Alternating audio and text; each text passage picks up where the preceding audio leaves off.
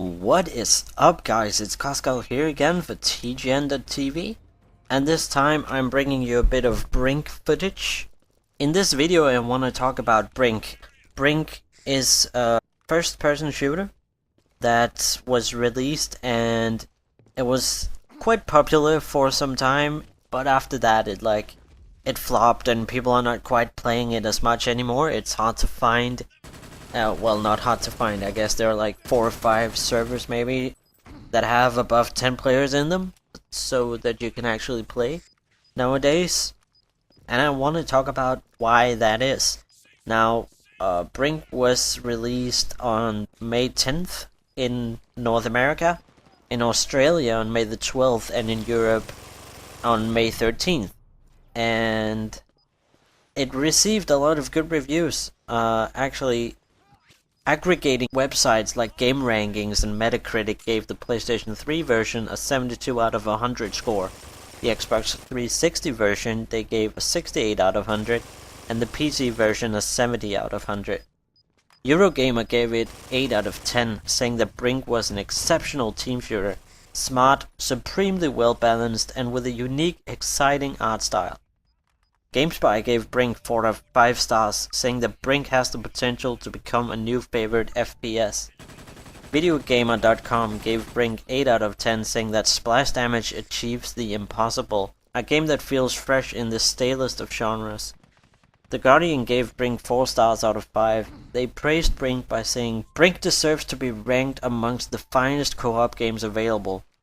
Official Xbox Magazine UK gave Brink 4 out of 5 stars as well, saying that Brink is a meticulously designed live shooter. Gaming Nexus gave Brink a B+, saying that Brink is the most solid and well-balanced core gameplay yet from splash damage. Other reviews were very positive, calling Brink the best multiplayer FPS since Bad Company 2, while saying that Brink is no less than an exceptional multiplayer game. The game was also, however, criticized as being incomplete or unpolished, with GamerPro saying that Brink is about 2 or 3 updates from being one of my favorite shooters of all time, but I'm not reviewing the game I want it to be, I'm reviewing the game that it is, and what it is something just short of being the awesome experience that I want. Some reviews were very critical.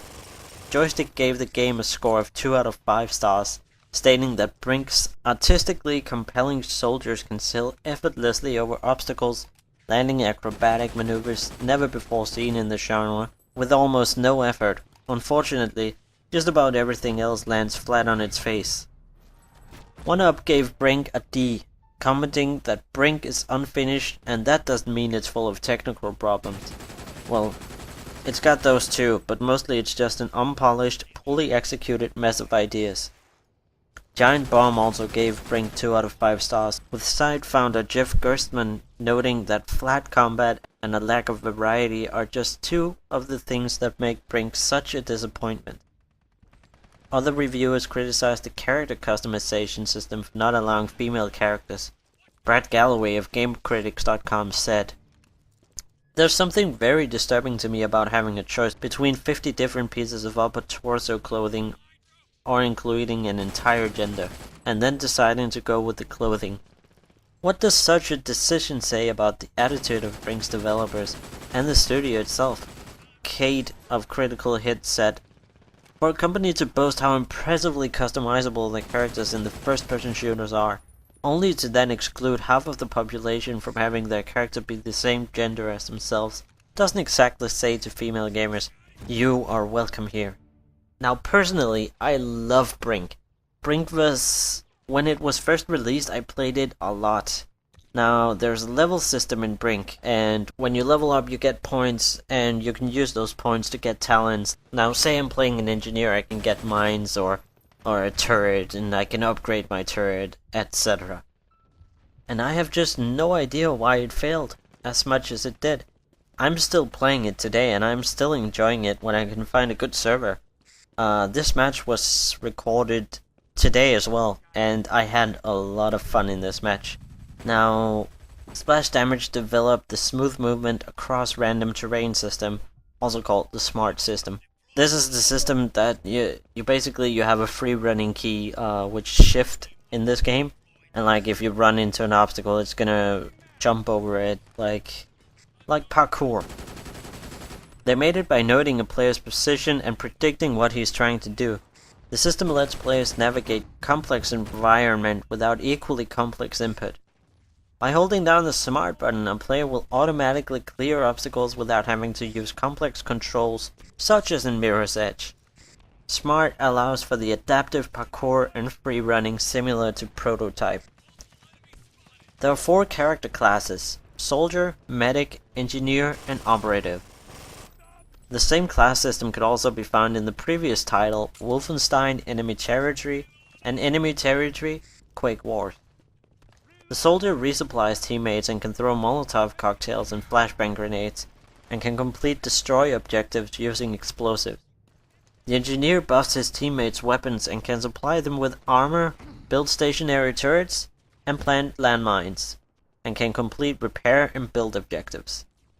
The Medic heals teammates, revives downed teammates, and buffs their teammates' health. The Operative interrogates fallen opponents to get intel on enemy locations, performs acts of sabotage, and disguises himself as the enemy. Players can customize their characters and buy special abilities with experience points, which are earned by completing objectives. The abilities that the player can buy for their character are either universal, that means abilities that the player will be able to use regardless of their class during a mission, and class-specific abilities, that means abilities that the player can use when they are in that specific class. All characters in the beginning will have the basic kits of each class so that they can perform the essential objectives only. The class-specific abilities that they buy, however, can enhance their ability and their role in a certain class, potentially making objectives easier to complete and allowing for a greater gain of experience points. The same experience points can be earned in both single player and multiplayer, adding a special online bonus to the player's experience points after completing a mission online. Bethesda claims that players can create a total of 102 quadrillion unique character combinations, if minor variations are factored in. There are several appearance combinations that a character can have. One of the most significant appearance categories is body type. There are 3 distinct body types in Brink: heavy, medium, and light. Each body type has its own advantages and disadvantages. Heavy body types are very bulky and have significant muscle mass. They can handle all weapons in the game. Their primary weapon can be as powerful as a heavy machine or Gatling gun, and their backup weapon can be as powerful as an automatic rifle. Heavy body types also have the highest health. However, they have slower sprint speed, and their parkour abilities are only limited to vaulting over small obstacles that are at waist height or below. Medium body types have less muscle mass and are thinner than heavies. They can handle most weapons. Their primary weapon can be as powerful as an automatic rifle, and the backup weapon can be as powerful as a submachine gun. A medium's health is lower than the heavy body types, but their sprint speeds are much faster and their parkour abilities allow them to clear most obstacles at head height. Light body types have even less muscle mass and are thinner than mediums. They are also very limited in the weapons they can handle. Their primary weapon can be as powerful as a submachine gun, and their backup weapon is strictly limited to a pistol. However, handling a pistol regardless of body type or class will allow the player to use a knife as a far more damaging melee attack.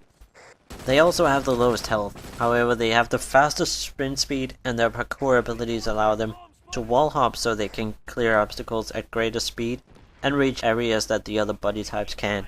The Squad Commander system gives players context-sensitive objectives. A variety of factors, where a player is, how skilled he is, his overall mission progress, etc., determine what objectives will be available. During both on and offline play, the player can defend one of his faction's command posts or capture an enemy's command post. There are 2 types of command posts: health and supply. Each team will have one command post where reinforcements will start. That command post cannot be captured by the other team, and any enemy that tries will be killed by indestructible turrets. This is also known as the spawn area. However, there will be a few health and supply command posts that can be captured. If a player captures a command post, it will buff all of their teammates' health or supplies. If a player buys certain abilities for their character, then upon capture they can upgrade this command post, which is an engineer special ability, or firewall it, which is an operative special ability.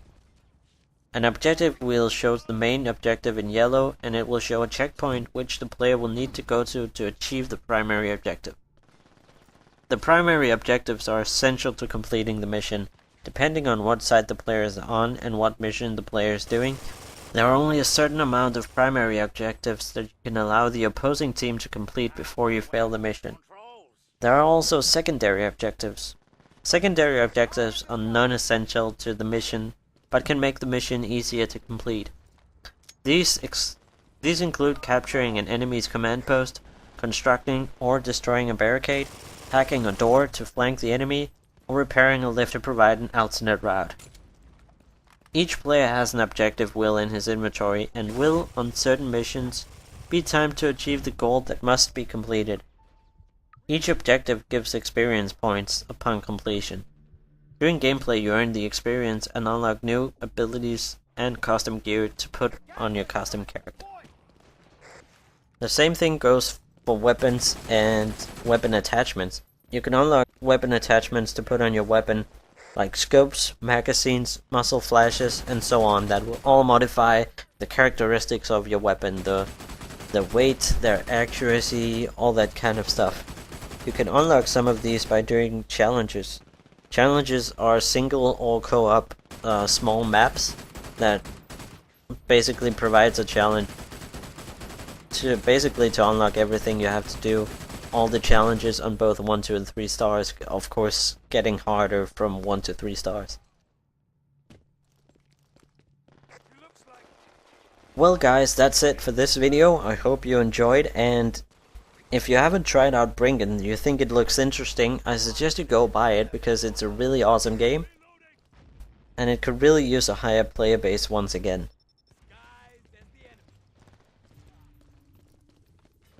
For future videos, I have some WoW videos coming up for you.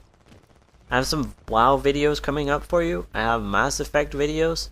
I have Amnesia: The Dark Descent Screamathons. And I'm also considering to do a Fallout playthrough until some of the newer games come out in October. Also, I just bought Dead Island off Steam, so I will be doing a playthrough of that. Now, TGN Games has a limit on how many videos you can upload and at what frequency.